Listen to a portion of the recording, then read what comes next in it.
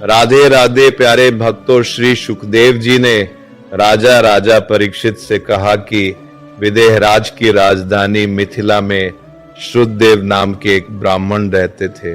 वे अत्यंत साधनहीन होते हुए भी श्री कृष्ण के अनन्य प्रेमी भक्त थे। भक्ति में तृप्त स्वभाव से शांत, ज्ञानवान और विरक्त होकर भी वे गृहस्थ जीवन में स्थित थे, किंतु धन कमाने का कोई विशेष प्रयास नहीं करते थे। जो कुछ भगवान की कृपा से सहज प्राप्त हो जाता, उसी में संतोष पूर्वक जीवन यापन करते और दिन रात भजन में लीन रहते।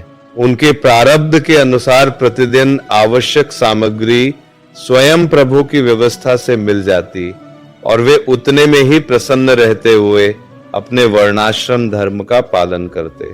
उसी प्रदेश के राजा बहुलाश्व भी उतने ही श्रद्धावान और भक्तिभाव से पूर्ण थे। राजसत्ता होते हुए भी उनमें अहंकार का लेश नहीं था और वे भी भगवान के सच्चे उपासक थे। दोनों भक्तों पर कृपा करने हेतु एक समय भगवान श्री कृष्ण दारुक के संचालित रथ पर आरूढ़ होकर द्वारिका से विदेह देश की ओर चले।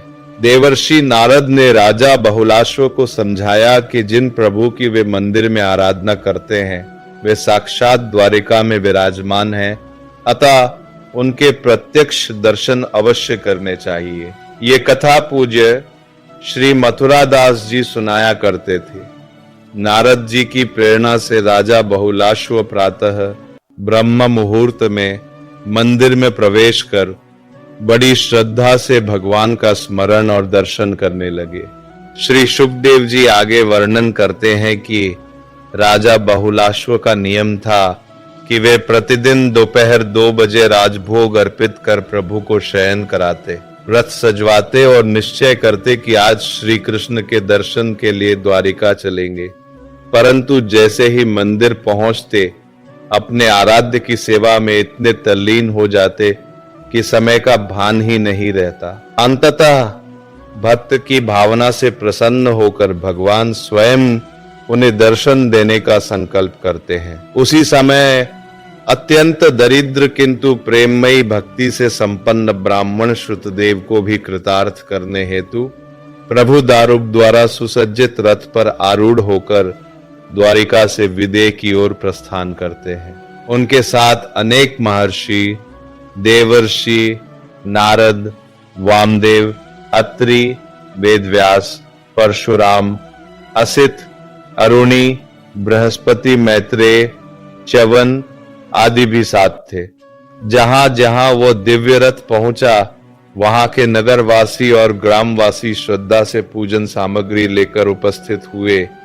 भगवान का दर्शन ऐसा प्रतीत होता मानो नक्षत्रों से घिरे स्वयं सूर्य देव उदित हो गए हों। मार्ग में आंदर्त, धनकुर, जांगल, कंक, मत्स्य, पांचाल, कुंती, मधु, केकय, कौशल और अरण आदि अनेक प्रदेशों के स्त्री पुरुषों ने प्रभु के मधुर हास्य और करुणामयी दृष्टि से युक्त मुखकमल का अमृत रस नेत्रों से पान किया। त्रिभुवन के गुरु श्री कृष्ण के दर्शन से उनके हृदय का अज्ञान दूर हुआ और प्रभु अपनी कृपा दृष्टि से उन्हें परम मंगल तथा तत्व ज्ञान का वरदान देते हुए आगे बढ़ते रहे। राजा परीक्षित से कहा गया कि मार्ग में जहां जहां भगवान के रथ के चरण पड़े, वहां मनुष्य और देवता उनकी उस पावन कीर्ति का गान करते चलते थे, जो दिशाओं को आलोकित करने वाली और समस्त अमंगल का नाश करने वाली है। इस प्रकार श्री कृष्ण धीरे धीरे विदेह देश में पहुंचे। उनके आगमन का समाचार मिलते ही नगर और ग्राम के स्त्री पुरुष अपार हर्ष से भर उठे। वे विविध पूजन सामग्रियां लेकर स्वागत के लिए दौड़े। प्रभु के दर्शन से सबके हृदय और मुख प्रेमानंद से प्रस्फुटित हो उठे और जिन महर्षियों के नाम अब तक केवल सुने थे, उन्हें प्रत्यक्ष देखकर अपने हाथों और झुके मस्तक से प्रणाम किया।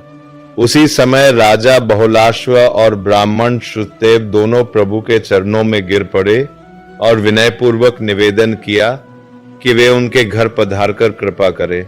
दोनों ही निष्कपट भक्त थे और दोनों के मन में यही भाव उठा कि प्रभु पहले मेरे यहाँ चलें। करुणा में भगवान ने भक्तवत्सलता दिखाते हुए एक साथ दो रूप धारण किए, एक रूप से राजा के साथ और दूसरे से ब्राह्मण के साथ, और अलग अलग उनके घर पहुंच गए। परंतु दोनों को यही प्रतीत हुआ कि प्रभु विशेष स्नेहवश केवल मेरे यहाँ आए हैं। विदेहवंशी राजा बहुलाश्व ने जब देखा कि स्वयं भगवान और अनेक ऋषि मुनि उनके द्वार आए हैं, तो वे विनम्रता से अभिभूत हो उठे। सुंदर आसन मंगवाए, आदर पूर्वक सबको बैठाया और प्रेम के आवेग से उनका हृदय भराया। नेत्रों में आनंदाश्रु छलक पड़े और वे प्रभु सेवा में तल्लीन हो गए। राजा बहुलाश्व ने अपने पूज्य अतिथियों को दंडवत प्रणाम किया, उनके चरण पखारे और उस पवित्र चरणोदक को परिवार सहित श्रद्धा से अपने मस्तक पर धारण किया। तत्पश्चात उन्होंने श्री कृष्ण तथा उनके साथ पधारे भगवत स्वरूप, ऋषियों की गंध, पुष्पमाला, उत्तम वस्त्र, आभूषण, धूप, दीप, अर्घ्य और गौबेल आदि अर्पित कर विधि पूर्वक पूजा की। जब सभी संत महात्मा और स्वयं भगवान प्रेम पूर्वक भोजन कर संतुष्ट हो गए, तब राजा बड़े विनय से प्रभु के चरण अपनी गोद में रखकर उन्हें स्नेहपूर्वक सहलाने लगे और भाव विभोर होकर मधुर वाणी में स्तुति करने लगे। उन्होंने कहा, हे प्रभु, आप समस्त प्राणियों के अंतर्यामी, साक्षी और स्वयं प्रकाश स्वरूप हैं। हम निरंतर आपके चरण कमलों का स्मरण करते रहे हैं। उसी कृपा से आज आपने हमें दर्शन देकर धन्य कर दिया। आपका ये वचन प्रसिद्ध है कि आपका अनन्य भक्त आपको अपने स्वरूप बलराम, अर्धांगिनी लक्ष्मी और पुत्र ब्रह्मा से भी अधिक प्रिय है। निश्चय ही उसी सत्य को सिद्ध करने के लिए आपने हम पर यह अनुग्रह किया है। ऐसा कौन विवेकी होगा जो आपकी इस अपार करुणा और प्रेममयी स्वभाव को जानकर भी आपके चरणों का आश्रय त्याग दे। जो महात्मा जगत की समस्त वस्तुओं और देहाभिमान तक का त्याग कर परम शांति को प्राप्त होते हैं, उन्हें तो आप अपना साक्षात स्वरूप भी प्रदान कर देते हैं। यदुवंश में अवतीर्ण होकर आपने जन्म मरण के बंधन में पड़े जीवों के उद्धार के लिए जो निर्मल यश फैलाया है, वह तीनों लोकों के पाप और ताप का शमन करने वाला है। हे प्रभु, आप अचिंत्य, अनंत ऐश्वर्य और अनुपम माधुर्य के अखंड भंडार है। राजा बहुलाश्व ने आगे कहा, हे प्रभु, आप सच्चिदानंद स्वरूप परम ब्रह्म हैं, समस्त प्राणियों के हृदय को अपनी ओर आकर्षित करने वाले, अनंत ज्ञान के भंडार और परम शांति के विस्तार करता।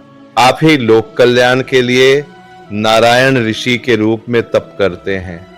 हे श्री कृष्ण, मैं आपको बार बार प्रणाम करता हूँ। कृपा कर कुछ दिन मुनि मंडली सहित हमारे यहाँ निवास कीजिए और अपने चरण रज से इस भूमि को पावन कीजिए।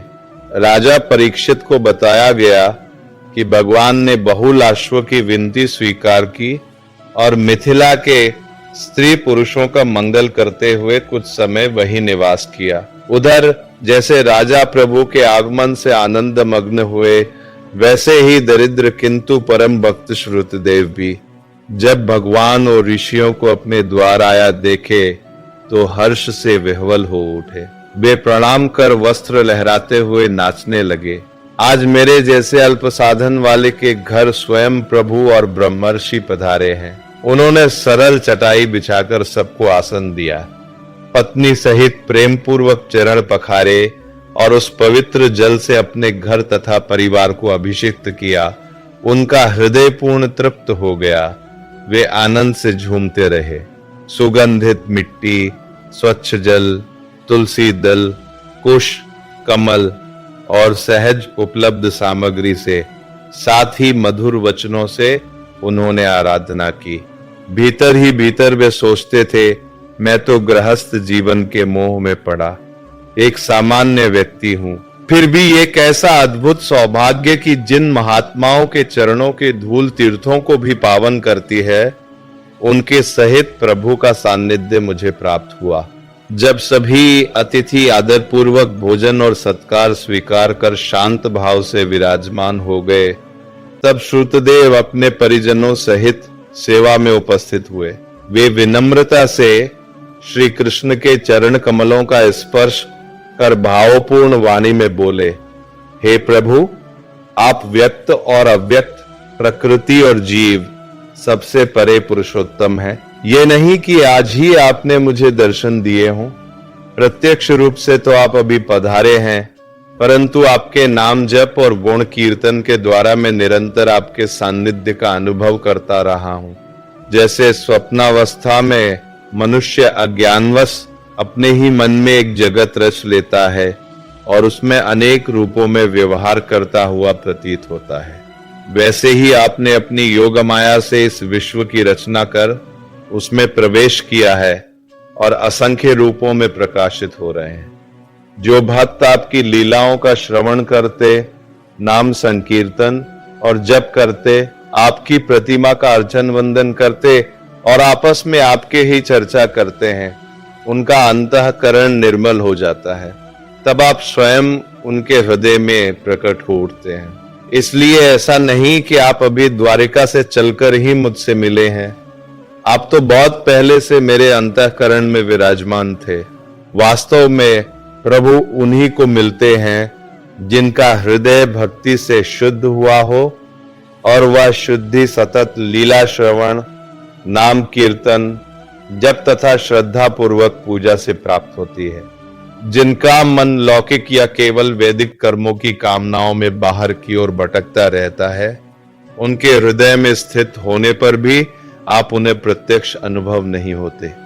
श्रुतदेव ने आगे निवेदन किया, हे प्रभु, जो लोग आपके गुणगान से अपने अंतःकरण को पवित्र और सद्गुणों से युक्त कर लेते हैं, उनके लिए आप चित्त की सभी वृत्तियों से परे होते हुए भी अत्यंत निकट अनुभव होते हैं। आत्म तत्व को जानने वालों के लिए आप ही उनके अंतरात्मा रूप में स्थित हैं, और जो देह को ही आत्मा मान बैठे हैं, उनके लिए आप अनात्म भाव से जुड़ी मृत्यु के समान प्रतीत होते हैं। आप महत तत्व से लेकर समस्त कार्य कारण रूप प्रकृति के नियंता और शासक है। आपकी योगमाया आपकी अपनी ज्योति को आच्छादित नहीं कर सकती, किंतु वो जीवों की दृष्टि को ढक लेती है। हे श्री कृष्ण, मैं आपको प्रणाम करता हूँ। हम आपके सेवक हैं, कृपा कर बताइए कि हम आपकी क्या सेवा करें। जब तक आपके दर्शन नहीं होते जीव क्लेश भोगता है, परंतु एक बार आपका साक्षात्कार हो जाए तो समस्त दुखों का अंत हो जाता है। भगवान ने श्रुतदेव की प्रार्थना सुनकर स्नेहपूर्वक उनका हाथ थाम लिया और मुस्कुराते हुए समझाया कि उनके साथ जो महर्षि आए हैं वे भी अनुग्रह करने हेतु ही पधारे हैं। वे अपने चरण रज से लोगों को पवित्र करते हुए प्रभु के साथ विचरते हैं। देवता, तीर्थ और पवित्र स्थान दीर्घकालीन दर्शन, स्पर्श, अर्चन से शुद्धि प्रदान करते हैं, परंतु संत महात्मा तो अपनी कृपा दृष्टि मात्र से ही हृदय को पावन कर देते हैं। बल्कि तीर्थों की पवित्रता भी संतों की ही महिमा से पुष्ट होती है।